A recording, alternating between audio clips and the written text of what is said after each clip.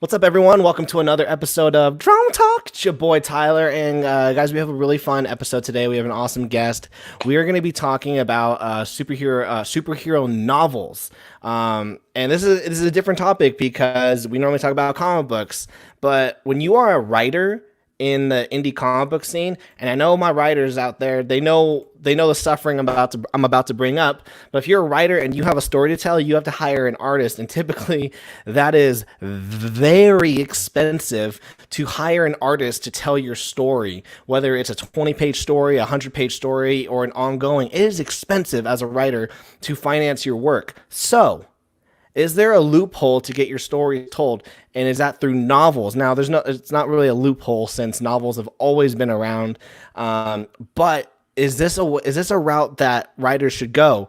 I'm taking master classes right now on how to write a novel. I work at a book publishing company. We're constantly publishing novels, and I'm reading through manuscripts and marketing their books. Tom King. Whatever you think about him, but he's one of the top DC guys. He got his DC gigs and Marvel gigs because he wrote a superhero novel. And then you have similarly Scott Snyder. If you don't know who Scott Snyder is in comic books, get out of here. Scott Snyder and his awesome Batman run, he also started in novels. So is novels the way for writers to easily tell stories, get their work out, and also save money? So today we're going to be talking with my friend Aaron here, and we've done podcasts, but we did podcasts before on my very first podcast I did like 2 or 3 years ago with my friend Taft, and I met Aaron at a church function, and we just started talking, and we have similar interests. And Aaron writes books, and then he wrote a superhero book, and he's like, I want you to draw the cover. And there we go. That's so sick. Look at that. Look at that masterful illustration. My name is Hammer Fist. Yeah. Currently on Amazon. So this is what we're here to talk about today. Real quick, I just want to say hi to those in the comments. We got Ichthus. What's up, Ichthus? And we got Massive Panda. What's going on, Tyler? Nothing much, man. We're just going to have a freaking... we're going to have a silly goose time here. So real quick, before we get into our topics and the different discussions, I want Aaron... This is your time, dude. Introduce yourself, as well as, let me put this on the screen. Tell us about Hammer Fist, which is currently available on Amazon. Link in the description. Dude, Hammer Fist kind of was written almost like a joke, because it was like me and some roommates were talking late one night, like years ago, when I had just transferred to Utah Valley University, and we were kind of like in the wake of all these Marvel movies coming out. We've been bombarded for years of like origin story after origin story after origin story, and like, I'm not complaining. Like, I really love the Marvel movies. I think, Disney has done a really good job of making a really awesome universe of great films. But there was a point where I feel like, we get it. It's like we've seen all the origin stories, and then like me and my roommates were kind of brainstorming like funny superheroes or funny villains or whatever. Because I was thinking to myself, I kind of want to write a book that's kind of self-aware of all this like superhero-ness, and like, how would people like us actually react if we got into one of those situations where like we got super powers through a freak accident? Like, what would actually drive us to fight crime? So I started writing Hammer Fist, and it ended up being about this dude named Herman Fitzgerald, who's a down on his luck community college graduate who is broke and lonely and gets in a freak accident where he ends up with superpowers. And this like Dr. Emmett Brown, super rich, eccentric scientist guy reaches out to him and is like, well, you basically, like, if you read a comic book, you know what to do at this point. Like, you got to start fighting crime. And Herman's like, no, I'm not going to do that. But then Dr. Sidney Saskatoon is like, what if I pay you $500 a night? And Herman's like, okay, I'm listening. So then like you start discovering like all this like crime and like conspiracy in the underbelly of City Town, like this metropolis where they live. And it's got some great characters, and it's super fun. And everyone who's read it has really enjoyed it. I've got people already hit me up like, dude, when's the sequel? And it was a lot of fun to write. That's what got me into it. Yeah, I like the like you play on the tropes of superheroes. Like, yeah. Like, okay, these are what we were always seeing. It's kind of annoying. Let's kind of make fun of it. I mean, even the town, City Town. Yeah, City Town. Like, it's just so it's so annoying because it's so just like, yeah, welcome to City Town. Yeah, exactly. There's tons of crime. Like, the crime is like through the roof. And anyway, it's absolutely one of those. I actually, funny story, I had a publisher who was considering publishing it, and I met them at like Comic-Con, and they're like, oh yeah, that book sounds interesting, send it to us. And they read the first draft, which was like okay, but the editor got back to me and was like, that's a little too tropey. It's just not for us. And I was like, that's the point, Holly. So I quoted her on the back of the book. If you look on the back of the paperback, she is quoted as. Oh, so that's so it's funny because so on the back of the book, it's got Abraham Lincoln, Aristotle, but then Holly's a real person. Yeah, Holly is actually the real person who quoted this thing about Hammer Fist. Like, that's too tropey. It's the point, Holly. That's so funny that like that is. It's like wow, well, you nailed your objective. Yeah. Real quick, guys, we got Alan Ellsworth in the house. How you doing, Alan? Gary Winnie, what's up, folks? Hope everyone is staying safe and healthy. And then we got the Cavalry Collective. Got my rum and coke on one side and my script to edit on the other. I'm pumped to enjoy another solid Draw and Talk episode. Thanks everyone for being here, guys. If you guys got questions for Aaron and how he does his storytelling and how he does his writing, feel free to ask those questions in the chat, and we will get those answered. We'll get those answered, and also. I'm just gonna let me throw the link out in the chat. You can go check out Hammer Fist. This is let's talk about some of the characters real quick. I want to pull up. Let's see if this worked. I'm cover. So stoked about that design. You did such a good job. Oh, thanks. It was funny because, when I drew it, I was trying to figure out it didn't really originally have this red circle or like the red anything over there, and my wife and I were just staring at it like, gosh, this is so empty. But we couldn't figure out what to do, and I was like, I'm just gonna put a red circle, see what it looks like, yeah. No, I think it works because Cassie, the redhead, like she's got telekinetic powers, so it's kind of like like a telekinesis aura thing going on. Yeah, it works. So how do you so when you're writing, one thing I think I've heard like writers and comic books talk about is they're always scared about doing a team book because you never know how much time you give to each character, and maybe they're not super fledged out. And right here we have a huge cast of characters. How do you go about creating them? How do you go about creating a character like Hammer Fist, but then give him his supporting cast, but also make them unique enough so they don't clash with Hammer Fist? That was a lot. Sorry. Dude, I know. And that's the big question. I feel like there's not an easy way to answer that. It's just kind of like, I don't know, you have to feel it out. Because I mean, the difference between how the characters sound from the last revision to how they sounded in the first draft is like, it's very different. I feel like it took a few revisions, a few times going through it and making those edits and touching things up to where it really felt like all these characters were fleshed out and had their distinct personalities. But you kind of learn, you do little tricks along the way where it's like, Frankie kind of talks like a city kid, and he uses some slang, and Cassie is very reserved and closed off, so she speaks in a lot of short sentences and only speaks up when she wants to. And it's you kind of have to like put yourself into that situation and like put yourself into the scenarios in the book where it's like, if these were real people talking to me, like how would they really sound? And it's, I don't know, that feels like such a vague answer, but that's how it is, man. That's how it is. No, that's good. I know. I'm going to constantly be referring, by the way, to comic book stuff, just because that's what I know. But Paul Dini, the creator of Harley Quinn, his wife would say, whenever he's writing a Batman or a Harley Quinn script, or when he was writing the Batman in animated series, she would hear him in his office acting out all the lines. Yeah. So that he would be them, and he could get there. I don't know, get into that character. Do you do any weird things to get into character? No, I mean, like sometimes I've done that. I mean, it really helps just kind of like pretending you're the characters and like improving with yourself, like as you're sitting there with a laptop in your lap, just writing the story. Like, I'm sure I've looked like a crazy person to my roommates, like sitting on the couch, like mumbling to myself as I'm writing and prepping things. But yeah, like I've totally done that. Yeah. Gotcha. Yeah, I've got props. So I've got like a prop gun and a prop sword. So depending on the story, I'll I'll close the door and I'll be like, yeah, and I'll act it all out. Dude, hey, you know what? If it helps you get in that character and helps you like, I don't know, just get the feeling of the scene better, like you got to do it. For sure.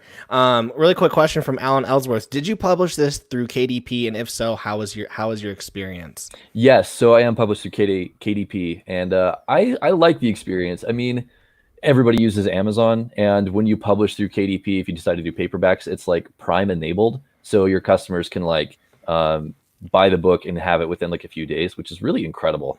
There was a little bit of a hassle with the cover design, and Tyler can attest to this.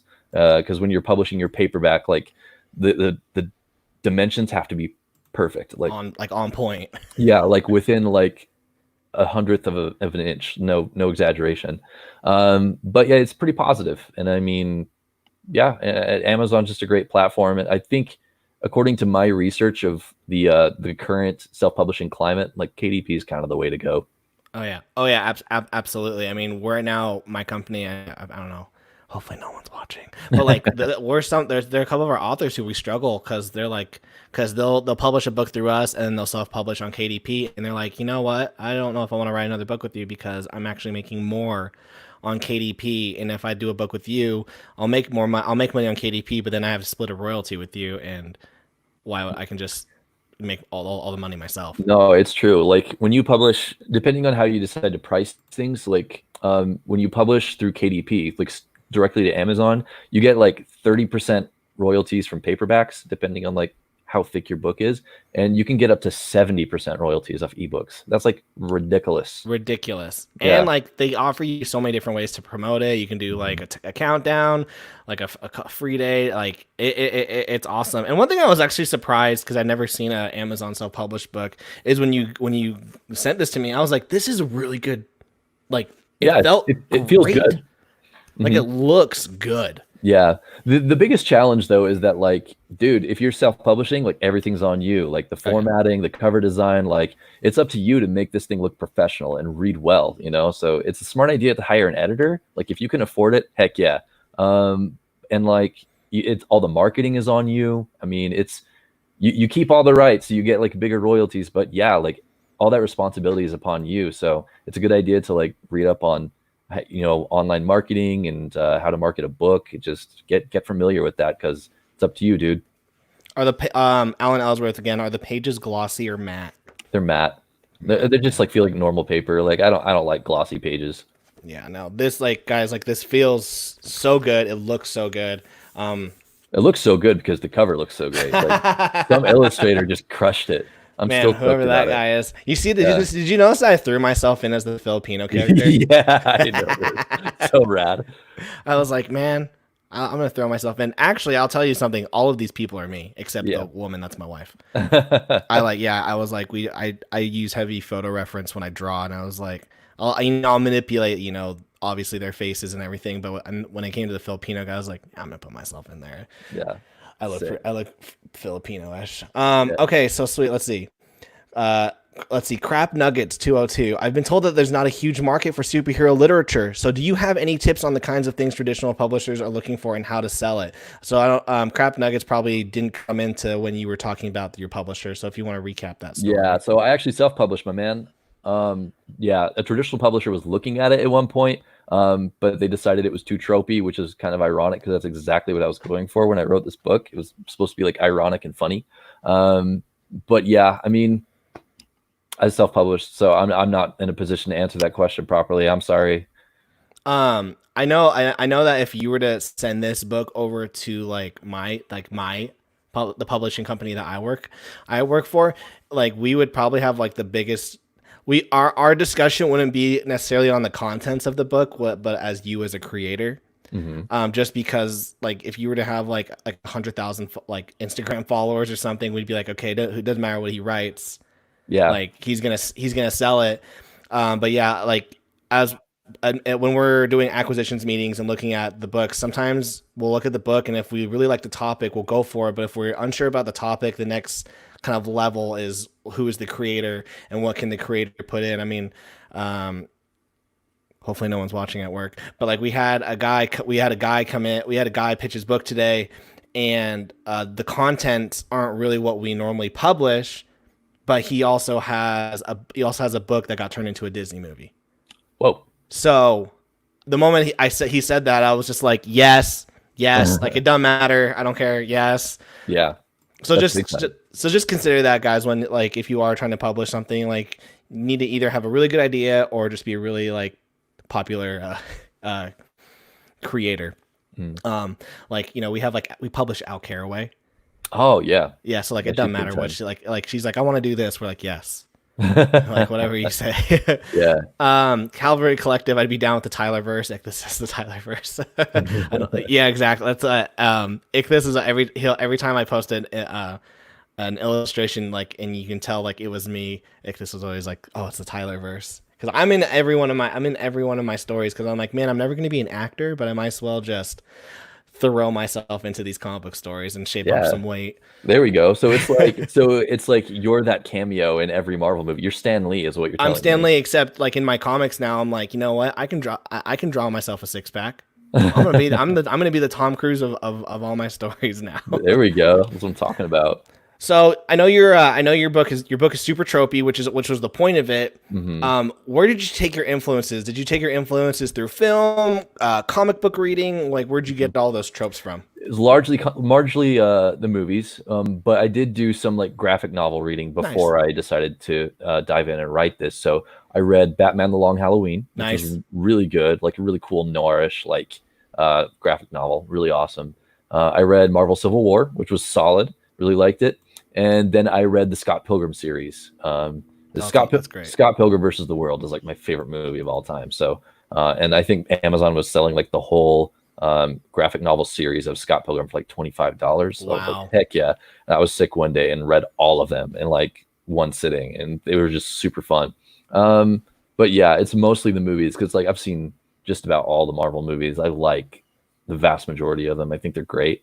And yeah, it's just movies are quicker to consume. I wish I had more like comic books to read, but haven't got But around then to it also yet. you gotta what's hard with like what's easy about movies. If you have like Disney Plus, you can stream all those movies for like $7 a month. Oh Or with yeah. comics, you have to buy like Mhm. each one's like $10 for $10 Yeah, or yeah, more. and like some graphic novels get up to like 30, $40, Oh like yeah, they can be I expensive. I have a $90 graphic novel. My mom Are was you like, serious? yeah, it's like this big. It's the entire series into like in like one book. And my mom was like, why do you need this? I'm like, because like Yeah. there's no other reason. I just wanted it. What is it? Like, I need to know now. It's a series called Planetary, and Uh-huh. it plays with it plays it's as if like all literature was real, including like comics and like Sherlock Wow. Holmes, Interesting. and it's just about these characters who are like going through and like meeting all these people, but there's like this end of the world thing that's happening,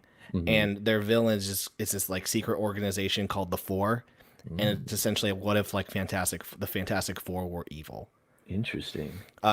It's really good, but one downside because it's so thick, I haven't finished reading it because you know you're just like, gosh, like I've Yeah. been reading this for a week and I'm not even halfway through. Dude, that's me with Lord of the Rings. Like Lord of the Rings, awesome books. Like I love them. I actually love the slow pace and all the description and Hmm. stuff, but dude, it's gonna take forever to get through it because it's thick.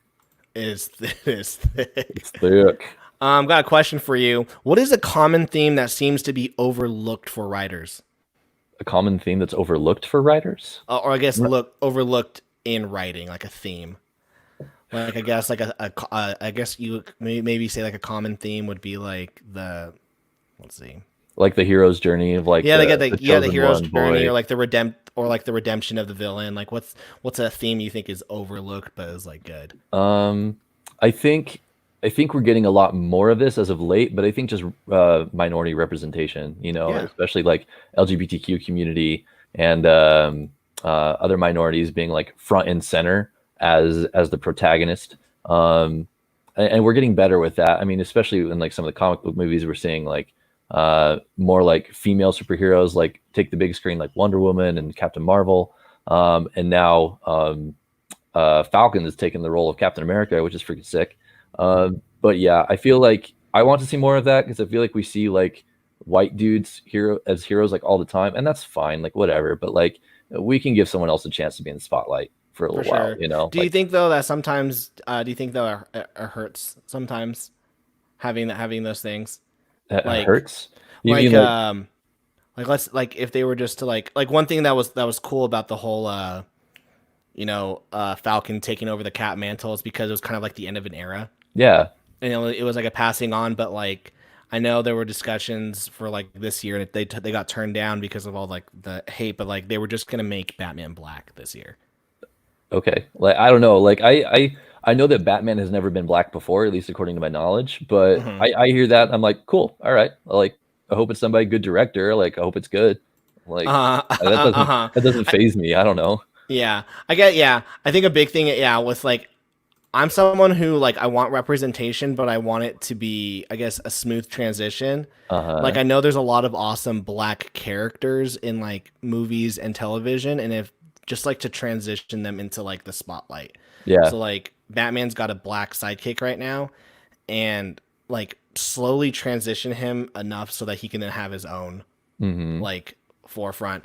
But then you have like a lot of people getting angry, and guys, people just get angry for no reason. And there Yeah, was for real. there was tons of people getting angry about like Idris Elba being James Bond. Well, dude, he would be a sick He'd James be Bond. awesome. Oh my gosh, I would watch the crap out of that. um, but it's like one of those like it's hard because fandom is so interesting because this is all fake, Yeah, I know. I know. but we're so passionate about it. I know. Yeah. And I Like mean, what? like it's great that like people are so passionate about it, but like also, can we just like take a step back and let things be what they are and just enjoy them? Mhm. Like, I mean, for example, I'm a huge Star Wars fan. Okay, like Star Wars, like behind me, that's a Return of the Jedi poster that I got at Comic Con. All right, see that? Like, I love Star Wars. Last Jedi is my favorite one. I know. I was like, I think Yeah, Aaron's gonna say a dude. thing that I don't think he should say, The but he Last said it. Jedi. I hope you don't like lose viewers because of this, but I know. like, Well, I'm getting all the thumbs down now. dude, I love The Last Jedi. I think like in terms of character progression and visually, like there's just so much good in that movie, and I don't get the hate, but you know what? People are entitled to like what they like, and Hmm. Do you think it was because? Do you think it's because it was so different from like what everyone thought their characters would be, like especially like Luke? yeah, I think what it was just a lot of unmet expectations. I feel like a lot of the fandom had an idea of kind of what they wanted going into the movie.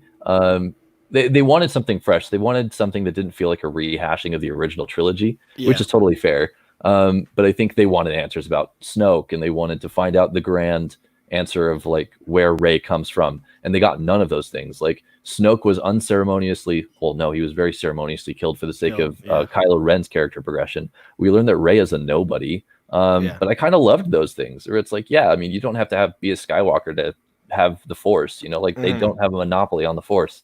And you know, if Snoke just died like that, that's fine. Like if this were like a real instance happening in a galaxy far, far away, why wouldn't it happen like that? You Hmm. know, like There were, it's yeah. I think there were like some cool elements. Like I know a lot of people were talking about like the hyperspeed crash thing, yeah. I and thought I that remember. visually was oof, so Yeah. good. So when I watched it, my brother and I were watching it. We were like, "Whoa, that was Yeah. cool. That can't happen, but that was cool." Mhm. But once again, why can't it happen? It's Yeah, fake.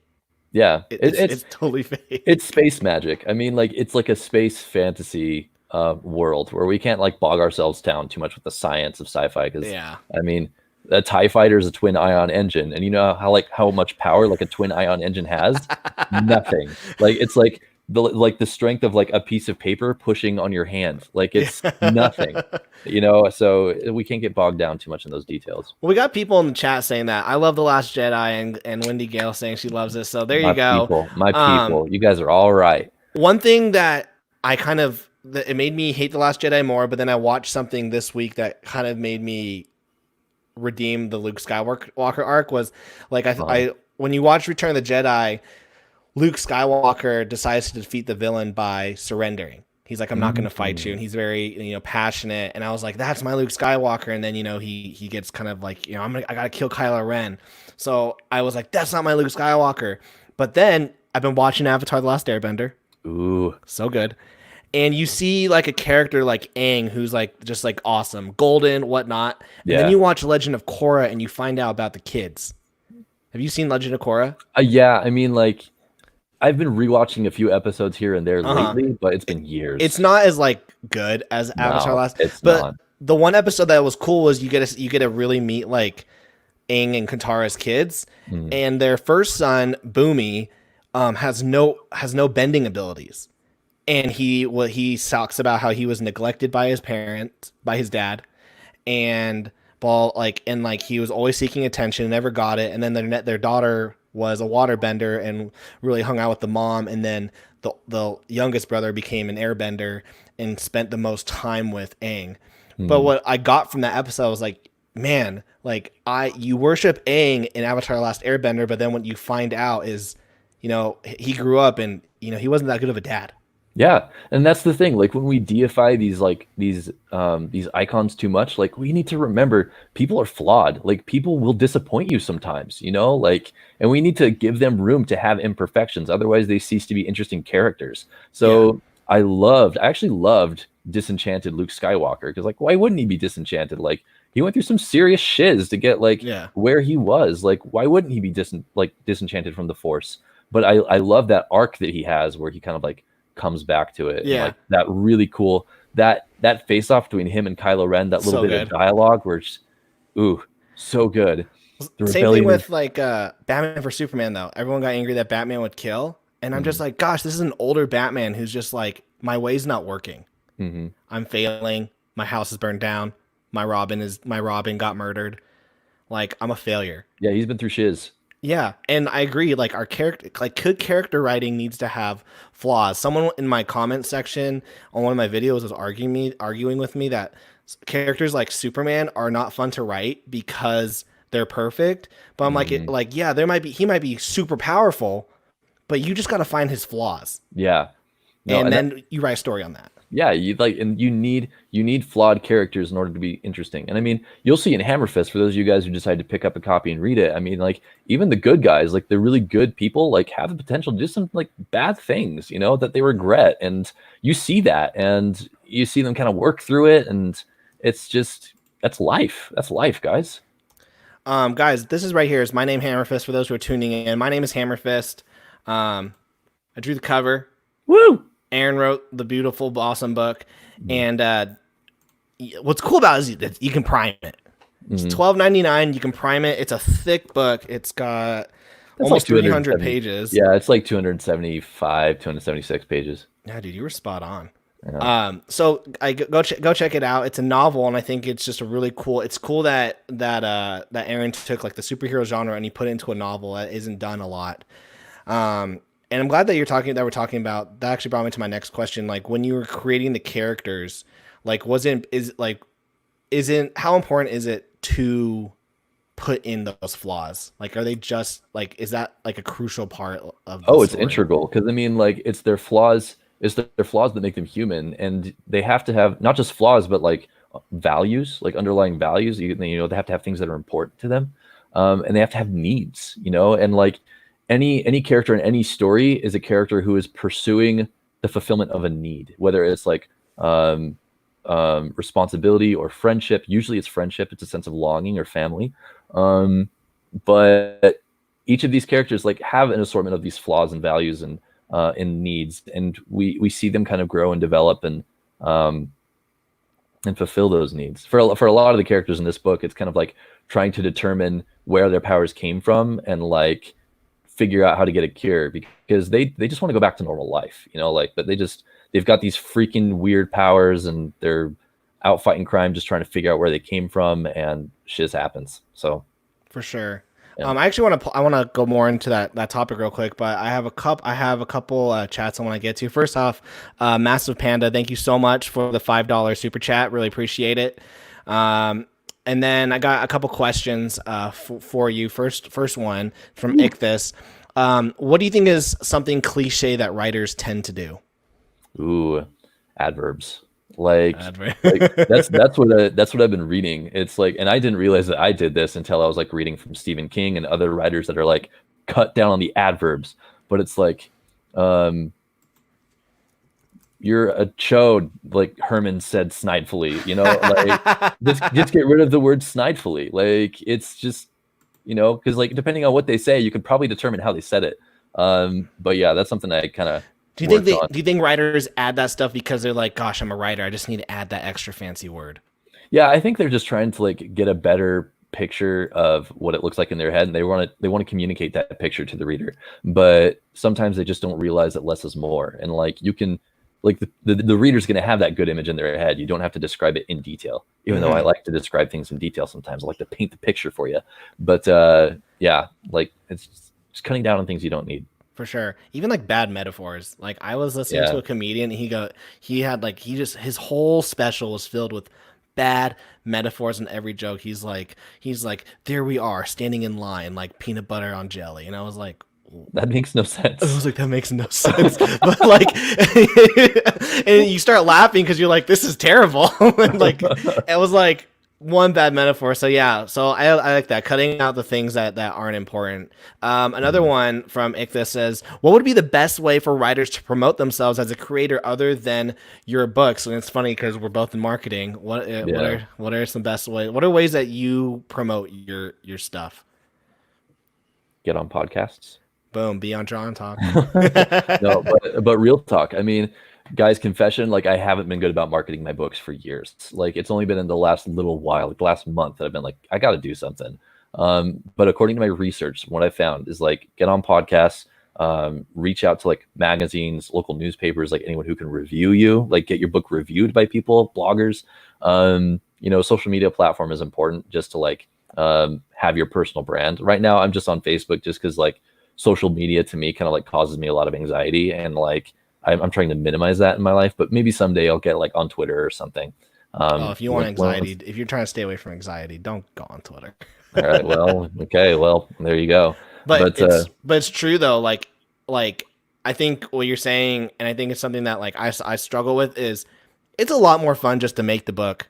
Yeah. And then once you're done with making the book, you're like, that was fun. Let's do it again. And you skip the marketing part because you're just like, I just want to keep making this stuff. It's fun. And I mean, I work in marketing in my day job, so like I have the skills and I know what to do, but you're right. It's just like the creation is so fun. And sometimes that's just that I want that to be the thing I want to worry about, And then when you because we're doing marketing all day, I don't want to come home and do more marketing. Yeah. Yep.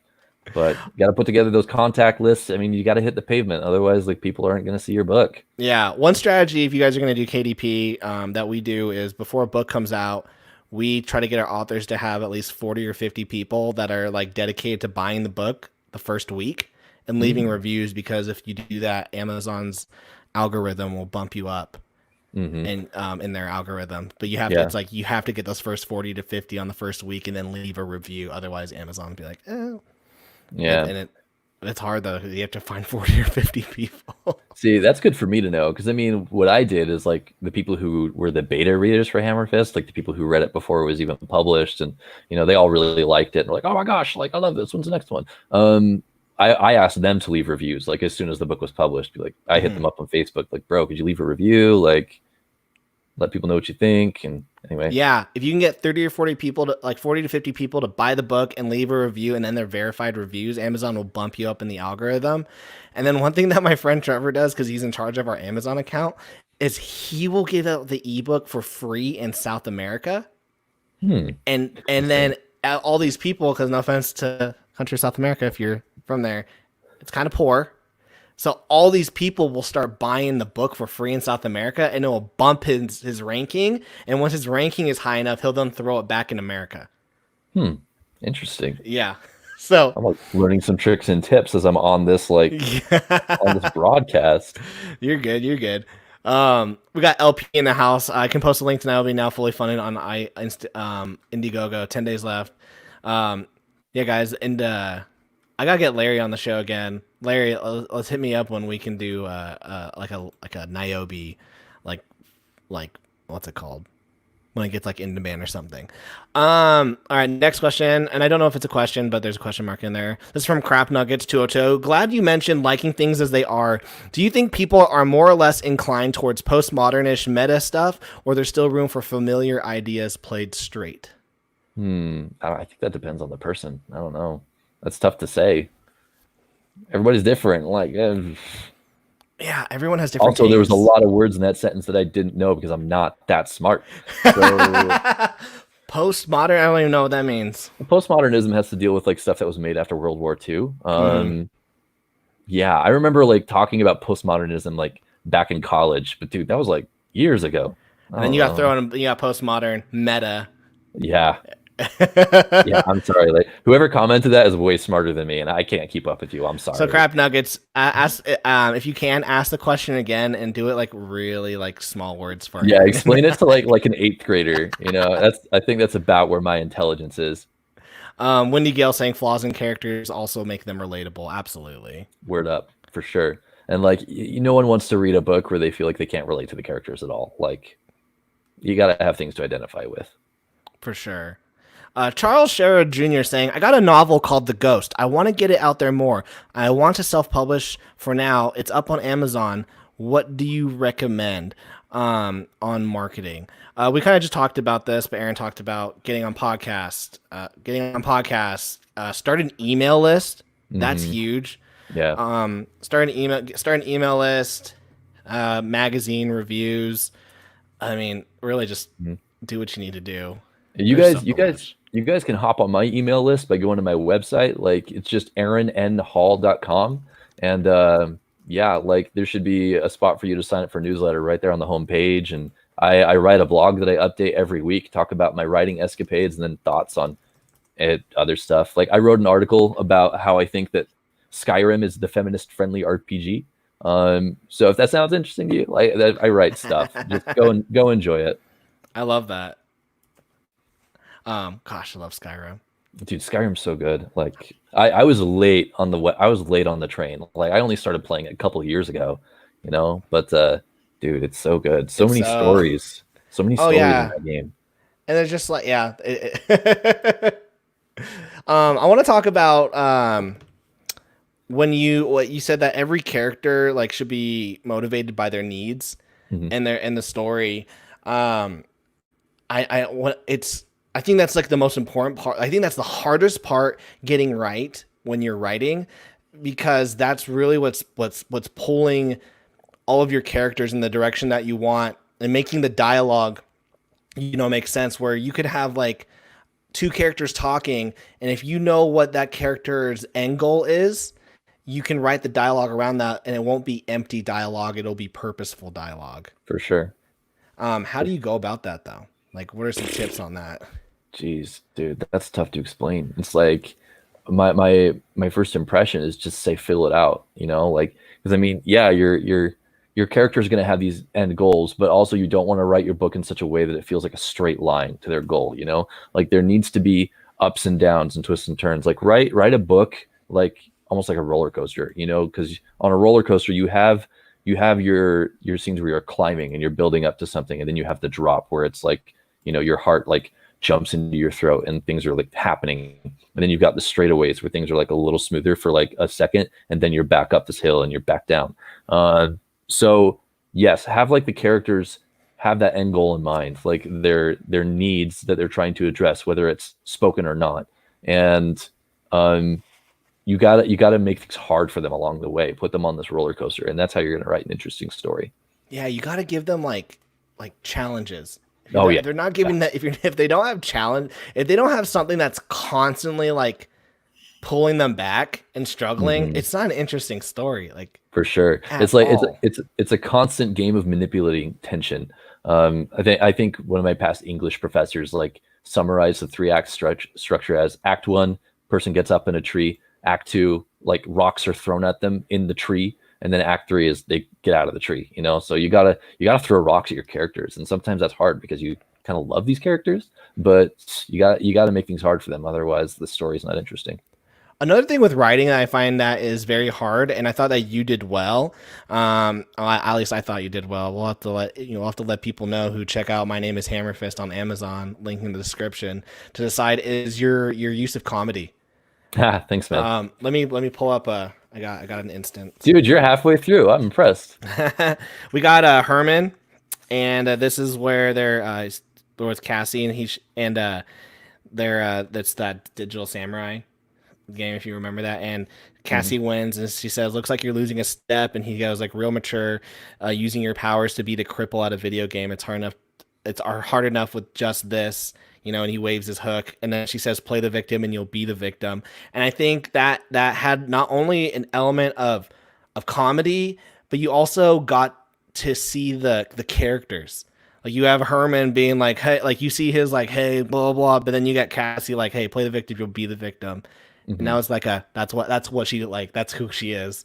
No, it's absolutely true, because like Cassie's had a rough life. I don't want to like spoil things for you guys, but Cassie's like been through a lot, and she kind of had to learn to take charge for herself despite her sucky circumstances in order to get where she is. So yeah, like that line of like play the victim and you'll be the victim. Like that's, she was kind of sort of semi joking with Herman in that instance, but she's also believes that like that's who she is. Let's see. Oh yeah, absolutely. And like, Wendy says it. You have to in the comments. You have to have their goals in mind, but let the story flow naturally. What could happen to them because of their surroundings and company they keep, make those happen along the way. Then we got Michael in the house saying, "If you love your characters like George Martin, they'll never need enemies." Yeah. Well, there you have it. That's funny. That's funny. How long does it typically take you to write a novel? That's another thing. Like I don't know how long it typically takes like normal comic book writers, but if I like really concentrate, I can bust out the first draft of a 22-page comic in like 2 days, and I can have it fully fledged in like 2 weeks after that. Dang, that's impressive. Which is like the beauty of comics. But like how long did it take you to write? You got 276 pages. Yeah, well, I mean, it's kind of tough to answer because like Hammer Fist was first like sparked in my brain like 5 years ago when I was at college, and I got started on it and worked on some drafts, but like it wasn't anything that I was diligently working on every day. It wasn't until like I left my job a couple of years ago and had like time every day where I could just like write full time, or that's where things really picked up. If I were to like summarize, like if you're working a full-time job and you come home and you're working on writing a book every night for like an hour, probably like a year to write a book, like considering going through the first draft, doing like a few revisions, getting beta readers, getting a cover design, and then sending it off to be published, about a year. Dang. And what do you have? Do you have like with a full-time job, do you have like a schedule that has you like writing, like you said, like an hour every night, or like yeah, I try to do like an hour's worth of writing, whatever, like every day when I get home from work.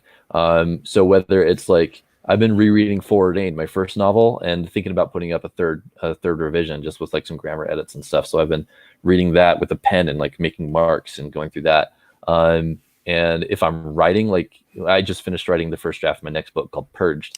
And what I would do is I'd come home from work and I would try to write one page of 12-point single spaced fiction. Usually ended up being about 700 words, something in that range. But yeah, like that one page, if you can do like a page a day, like shoot, you'll get through that first draft in like 6 months, and you have the rest of the year to like work on revisions and get those beta readers and stuff. So that's awesome. Yeah. Comment from Rhythm Studios. Do you think it is a good idea, and have you ever done this, to send free digital copies to podcast hosts and then set up a time to review it with them live? Oh, because the funny thing is, like with this, like I have my copy. I think it's a great idea. Yeah. Yeah. Well, I mean, I owed you a copy because you did the design. It's like you deserve that 100%. But yeah, I think it's a great idea. I mean, and don't hesitate about sending out like free ebooks to anyone of value. Like it's just, if someone's got a good network, good connections, like, and they're an avid reader, like kick out an ebook to them saying like, hey, like if I sent you an ebook of my book, would you read it? Would you post a review on Amazon when you're done? And if it's yes, then absolutely. Don't be shy about sending them their way. Yeah, for sure. And like, yeah, like don't be shy. Like, what's the worst thing that's going to happen? They're going to say no. Yeah, that's what seriously. I'd always say to Taft whenever we'd go out on like the town to like find girls. I'd be like, I'm gonna go ask that girl out, and he's just like, why? She's like way too hot. And I'm like, what's the worst she's gonna say? No. Like, I'm already single. That's a great attitude, man. Yeah, but yeah, for sure. I mean, I don't know. I think my fear in that situation would be, oh no, they're gonna take this like one PDF I sent them, then they're gonna start sending it out to everybody, and like no one's gonna buy my book because there's gonna be all these free copies going around. That's not what's gonna happen. Like if you're cool enough to send a free copy to someone, like they're going to be a promoter for you. They're going to encourage other people to buy it, because you gave them a free product. Like that's a cool, nice thing to do. Like for sure. And try to like even before you like, I get a lot of people will message me. The one friend requests me, and I don't know why. I don't know who these people are, but we have some mutual friends. And then they'll go, "Hey, I have a comment. Can I come on your show?" And I'm like, "Dude, I don't know you." And like two, like let's talk first.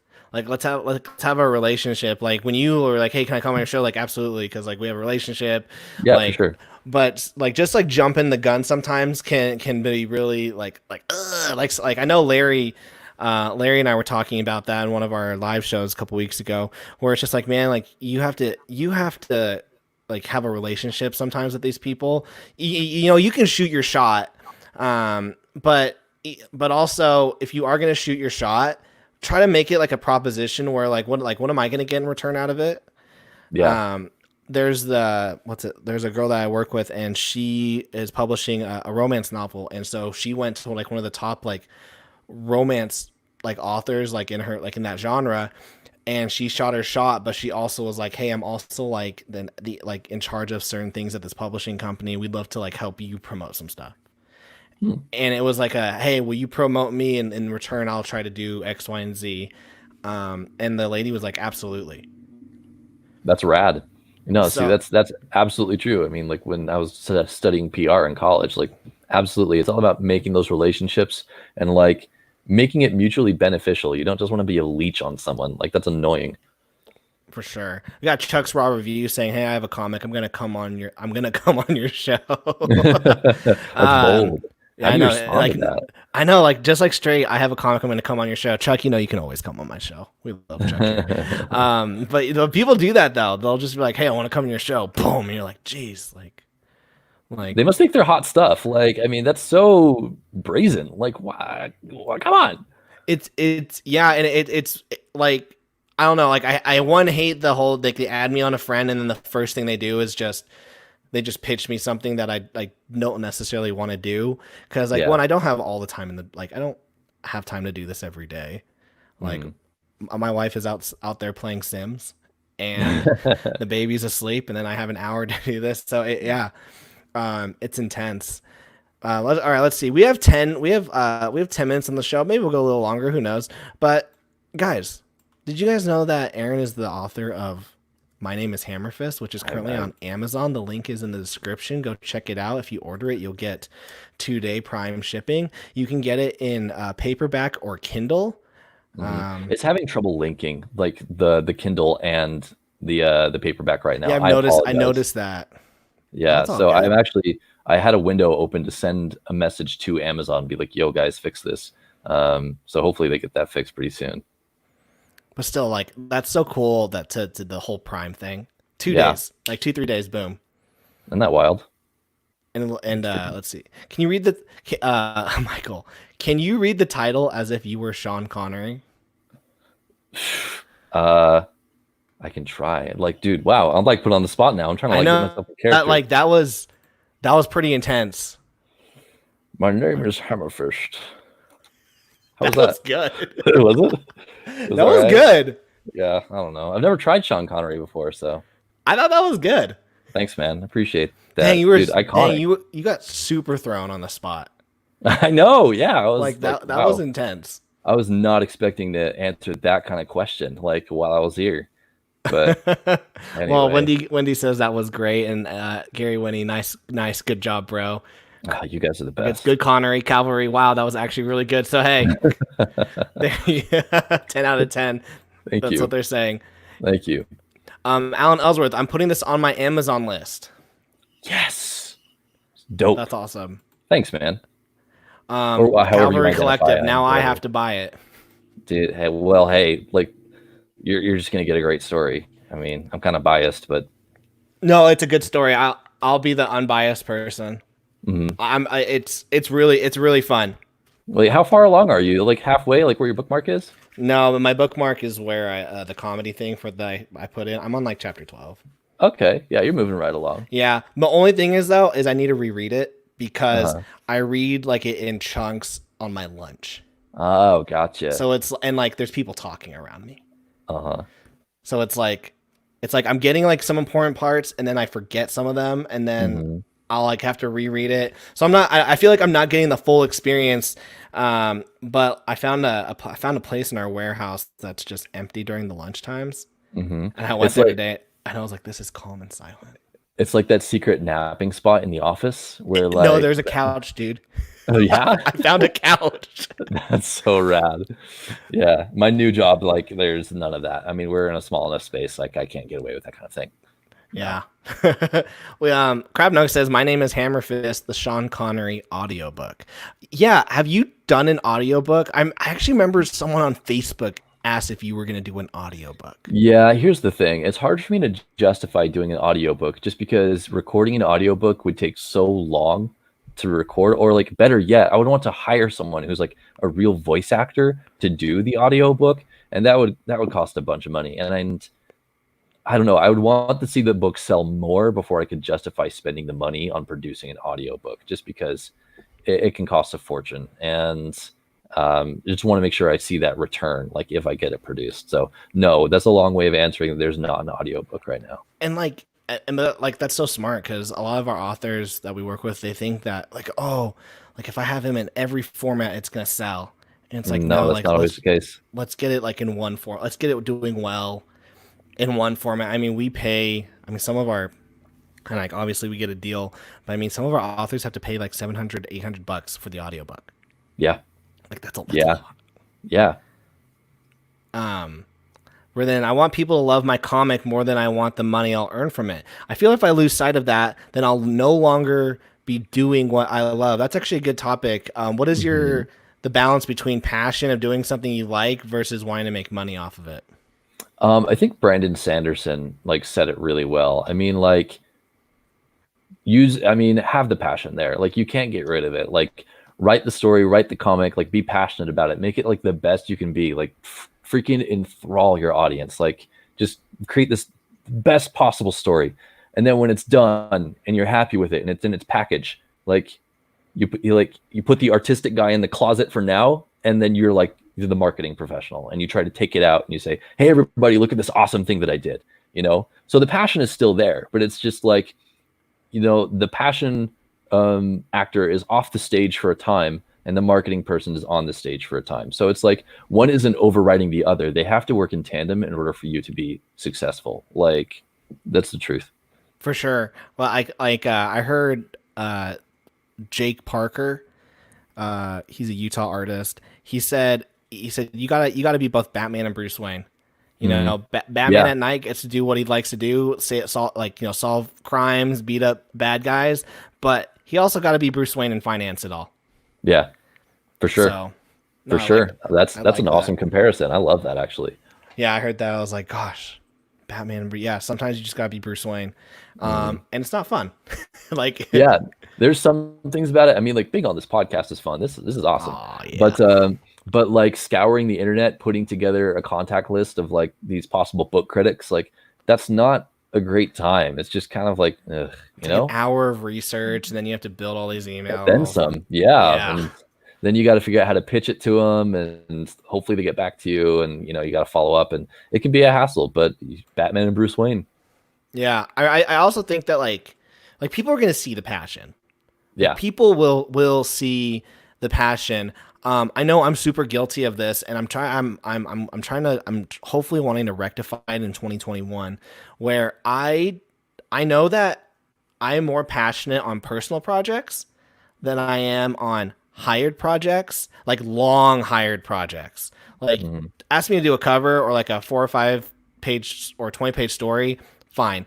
The moment I started going like these really long, it's taking me months, like I start like losing the hype. And I know that if I were to do a personal story, I'd have that passion the whole way through and it would show. But the thing is, the personal passion projects they make money later, and the hired work makes money now.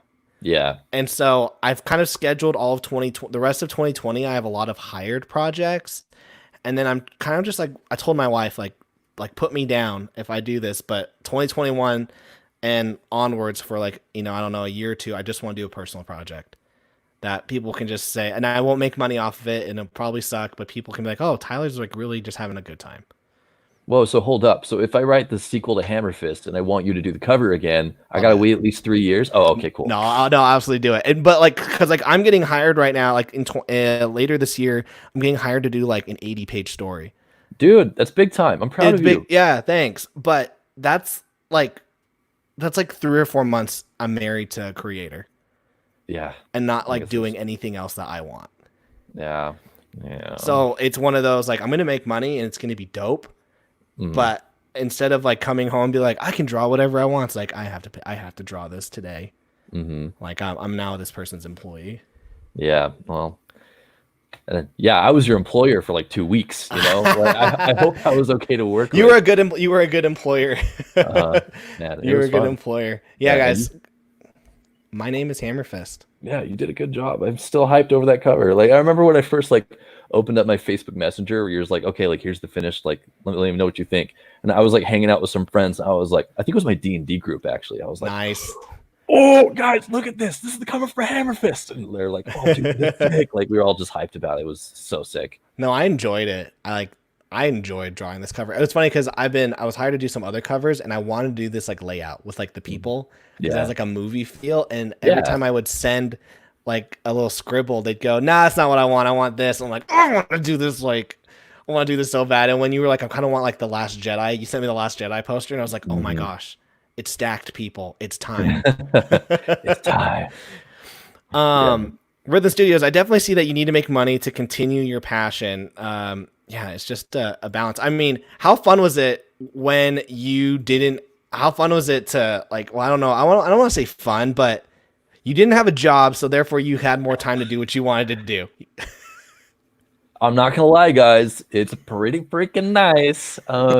Like total. Okay, like this is also like what happened most recently. I was working at a project as a project manager at a publicly traded company up until like 2.5 months ago, and they did mass layoffs for COVID-19. Like they just going through some tough times.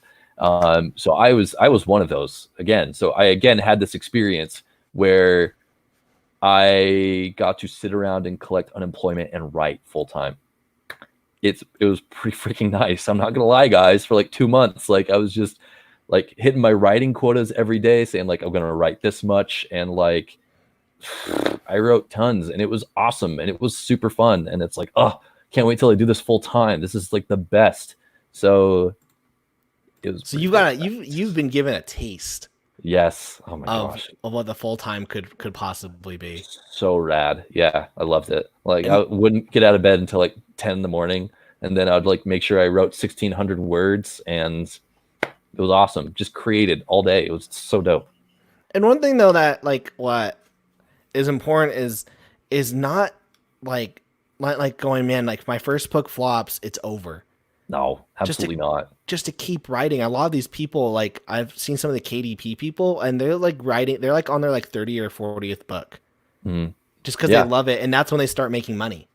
Yeah, and I think that's like the defining thing for you as well. It's like, are you driven by money or are you driven by you love to do this? And for me, it's like even if no one was paying me to like read my books, like I still like have these stories to tell, and if I just like kept them locked in here, like I'd go nuts. Like I got to Yeah, share these with people, you know.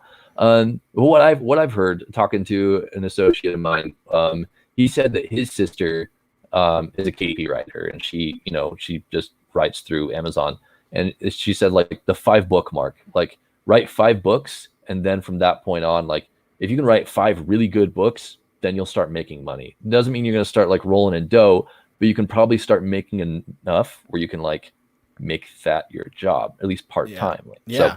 that's what I'm going for right now. It's like Oh, I'm for trying to do sure. some marketing while I can, but just like build up my library of really good books. So Well, what we're finding with one of our authors is her like three of her books didn't really hit, hmm, and then her fourth book just for some reason just like hit the right spot, and hmm. it's getting bought. But now her three other books that didn't do well are following it along.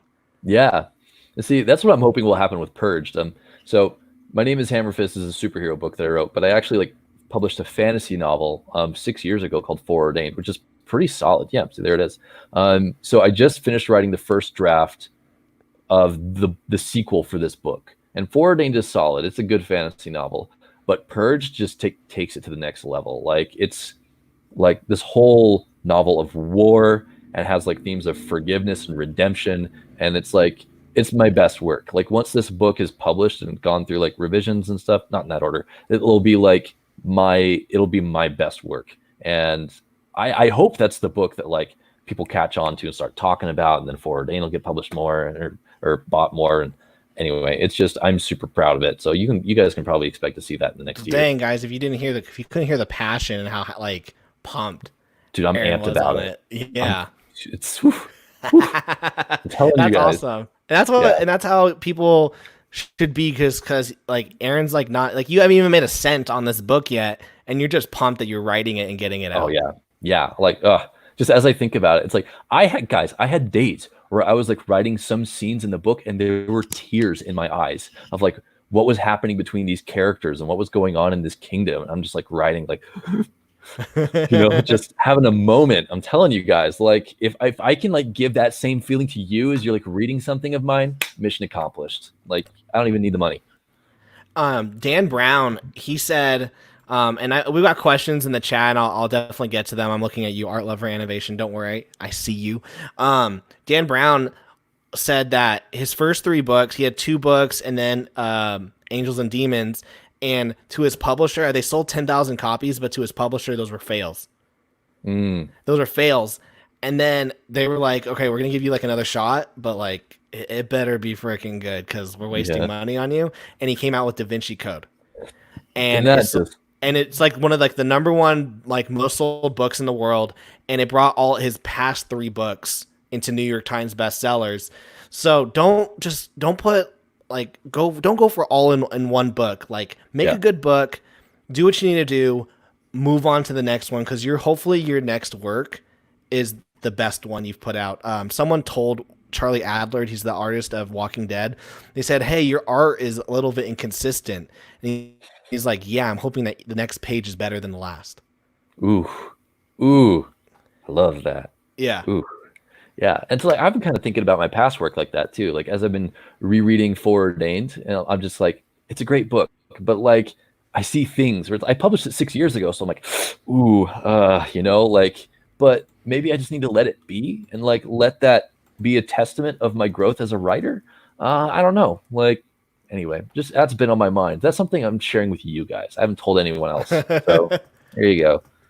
Well, like I'm gonna pull up like a hidden gem that I don't show people.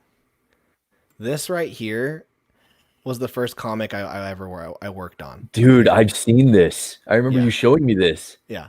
This is the very first comic I ever worked on with a writer. Uh-huh.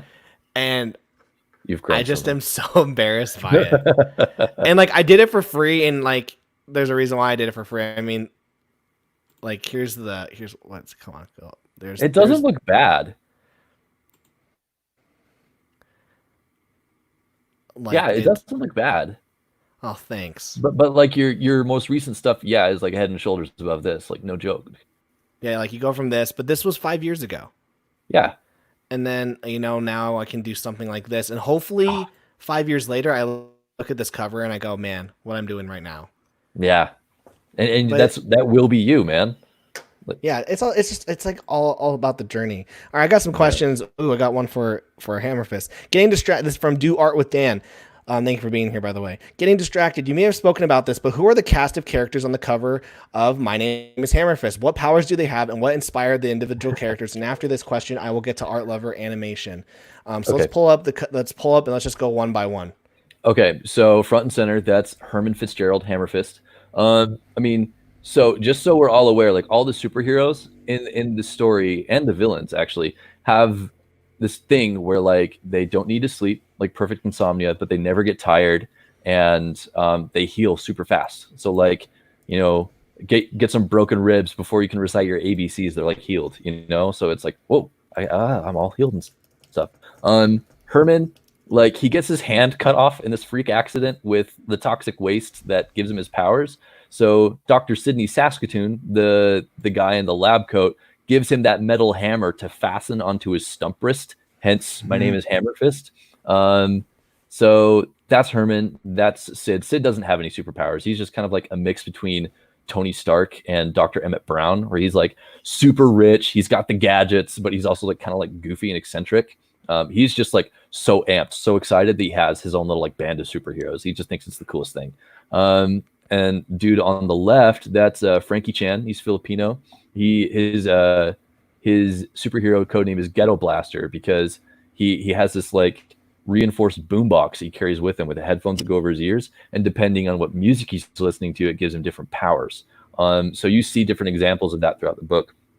And Cassie Copland, on the top there, she goes by Ginger Witch, and she has yeah, I know, she has telekinetic powers, but she can only control things that are red, excluding her own hair. And she's got this like wild frizzy hair that's like really hard to control, and it's just really tough to tame.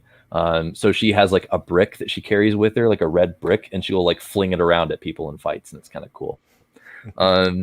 Tyler Calvin is bottom left.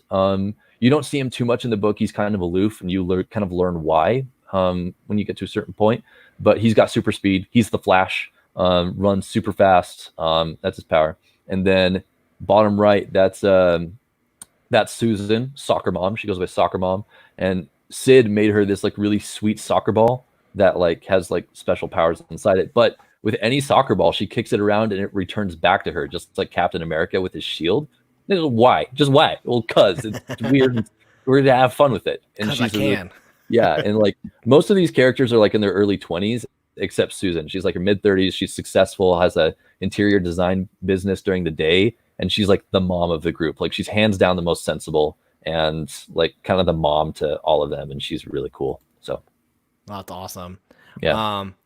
Let's see. All right, let me go back to the comments we got. All right, so Art Lover Animation.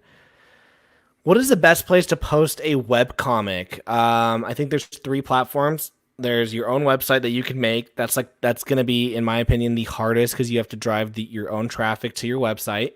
Have fun with that. You then have Tapiz or Tapastic, and that has a built-in audience.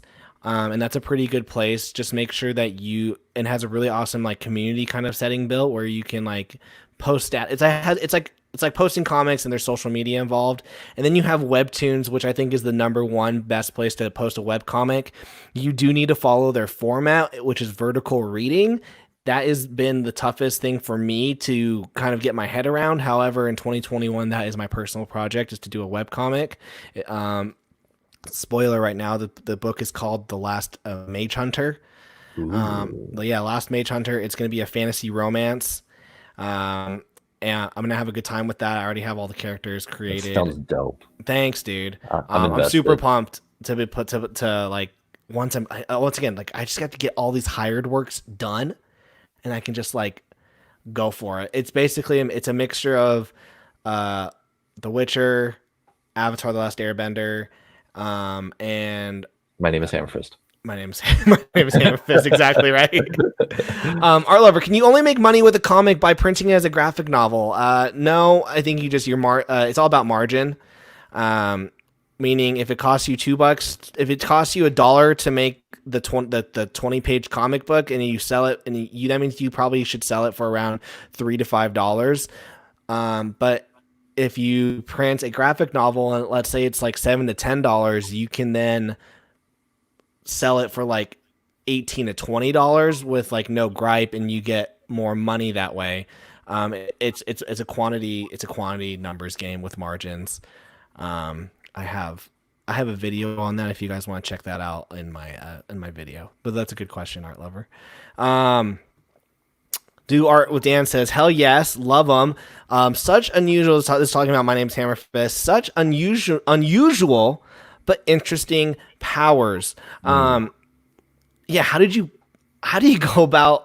So I've never done a superhero comic, and the reason why is just because I'm like, gosh, I can't. I wrote a superhero comic actually, and I decided just not to like draw it. I had to go on like Wikipedia and go, okay, superhero powers, but like, what are they? But you've come up with your own, like the boombox. This like I guess with the soccer ball, you kind of took the whole Captain America thing, but like the boombox one is so interesting. Yeah, well, I mean, it was just me and my roommates, like late at night, sitting in the living room, goofing around, talking about like, you know, weird superheroes or superpowers they would have. You know, like there was a villain that didn't make it into this book called the Beekeeper, who's probably going to be in the sequel, and he doesn't really have powers. He just has bees, normal bees. He just tries to use bees to cause havoc. They're bees. We were just goofing off, man. Like we just, you know, what if she's Ginger Witch and she had telekinesis, but she could only control things that are red, except her hair, which is like super wild. And we This just is like thought, those late night discussions you have with your friends, and no, eventually you're like, I'm gonna do it. no, that's exactly what happened. And we just tried to think of something that was like funnier than the last thing and just ran with it. Those are fun. Those are fun nights. Ken was saying no, not the bees. Yeah. Dude, I'm so excited to bring Beekeeper into the sequel because my roommate Adam was really disappointed when Beekeeper wasn't featured in My Name is Hammerfist. So we'll bring him back. And you in have the like this sequel. like added element of like you don't want to kill bees, No, but if they're harming you, like what do you do? that's true. That's a really good point. There's your conflict in the story. Mhm. Guys, we've gone 12 minutes over, and I'm totally fine with that. We are going to end this. So if you guys have any final questions, seriously, like post them in right now. I just post them into the chat right now. We will seriously ask Aaron and I anything. Here's the link once again to My Name is Hammerfist. Gosh, where'd my copy of my book go? Right here. There's the book. It's real. A lot of the books that we promote are like Kickstarters, and you're like, you're going to get the book in a month. You're going to get the book in 3 months. The book is currently being made. Guys, I'm holding the book in my hand. So, It's real. and you're going to get it. Jeff Bezos is going to get it to you in like 2-3 days. Yeah, he'll show up personally to your door and be like, I heard you wanted this book. I heard it's really Absolutely. good. It's one of my favorites. Here you go. Yeah. So seriously, guys, if you have a question, while we before we like totally turn this off, throw it up in the comments. But seriously, guys, thanks so much for watching. Real quick, if you don't mind, I'm gonna do some real quick self promo myself. Do it. You owe this to yourself, dude. Thanks. Guys, if you guys haven't checked out my gumroad.com/draw-and-talk, this is where you can get all my digital comics. And a lot of them are pay what you want. So for Demons Volume 1, you can get the digital PDF, and it's $0. So you just go there. Here, I'll like show you because my best friend was having trouble with this. I'm like, I thought you were in IT. $0. You just put 0, add to cart, checkout, email address. I'm just doxing myself right now, which is great. You add you to my mailing list. Put a yes or a no. I'm gonna put yes. Hit get, process, and then it'll redirect you to where you can download it. And then pops up, and there you go. And you just hit. Where's the download button? Frick. Oh, you hit right. Where is the download button? You hit download right there. Oh, the reason why it's not showing up is because this takes you to like I'm the owner of the Dropbox, so this is just my account. But you just hit the download button and then you own the PDF right there. So everything. No, that's pretty neat. Thanks. So yeah, everything on Gumroad for the most part is pay what you want. There's the superhero comic I did for the 24-hour comic book challenge. Here's our draw and talk, our anthology that the Discord channel did, and then also you can buy some original art. That I've done. And then this right here, guys, Entity, get this. It's $0. Read the first 20 pages. This book is coming out July 1st on Kickstarter. July 1st on Kickstarter. It's a 100-page sci-fi graphic novel. So that's those are my plugs. Oh, get that out of my face. It's so old. Let's see. Okay, I got some questions for you. Got some questions, and then we'll end the stream. Aaron. Oh, why are they not showing up right here? All right, Aaron, how's the experience working on a novel versus comic? And I don't think you've ever written a comic, but what are the advantages between them? The advantage of working on a novel is the only limitation is your imagination and your vocabulary. Like working on a novel, you can be homeless and write a novel. You could go get a library card and get a Google account and go on the library's computer and open up a Google Doc and start writing a freaking book. Like there's no limitation. And then self-publish it through Amazon, which costs you nothing. And shoot, heck, you're a published writer and you don't even have a house, So I can't speak to the experience of a comic, but writing a novel, it's so accessible. Like anybody can do it. Like literally anyone. I think right there you just kind of nailed it. Which is like you are not restricted. So when you write, if you want to write a comic, you have to, if you're lucky enough to be like someone like me, I will write and draw my own comic for days. I do hire artists every now and then, but if you are strictly a writer with no artistic ability, you are limited to your artist based off of your bank account. Yeah. If you can't afford an artist, your story isn't being told and it's not getting out there, which is why I think this topic of doing a novel is why I wanted to talk about it. And I think we've done a really good job. It's just because if you have a story to tell and you're a writer, yes, like, I don't know. And like, let me know what you think about this as you like, you do more writing than I do. Like, is it more important to get your story told in the format that you want or just getting your story told? I would say like my gut reaction, my reflex is just get the story you're told. Like if you don't have the resources right now to write that graphic novel, write a freaking novel. I mean, and it's a great exercise to learn how to like describe things and paint a picture and figure out pacing, because I'm sure that'll transfer over into your web comics. Yeah. Go for it. Yeah, I think it's great because if you can't write a novel, and this is so funny because we were talking about like how I struggle to write novels since I'm about to roast myself. If you can't describe the scene to your reader, you're not going to be able to describe the scene to your artist, who's supposed to then capture that description and then put it on a page. Absolutely, that's totally true. Which is why I can be lazy when I write my own comics and say the character looks left and then I know what's in the background. Yeah. But yeah, there's just no limitations, and that's why I like I really want to I want to find the time, but I just I just have just no time to write a novel. Dad. You got stuff going on. Like you've got responsibilities, dude. We get it. That kid, I love him to death, but he is so much time and he doesn't even pay rent. What's up with that? Jeez. I know, dude. I'm about to evict him. Wendy Gale says the main difference, I think, is the time it takes. And you also can tell more story in a novel rather than in segments like a comic. Oh my gosh, yeah. With a comic, you're just so limited to the page count and like, I don't know, everything. Like in a manga book, you can do like a 20-page fight scene. In a comic book, if you do a 20-page fight scene, entire comic book with no story, no one's gonna read that. In a novel, you can do whatever the heck you want. Yeah. Well, I mean, you got to pay attention to pacing, and you don't want to write a 20-page fight scene like in a novel, because that's, oh my gosh, like it would exhaust your reader. They would get bored. But yeah, I understand what you're saying.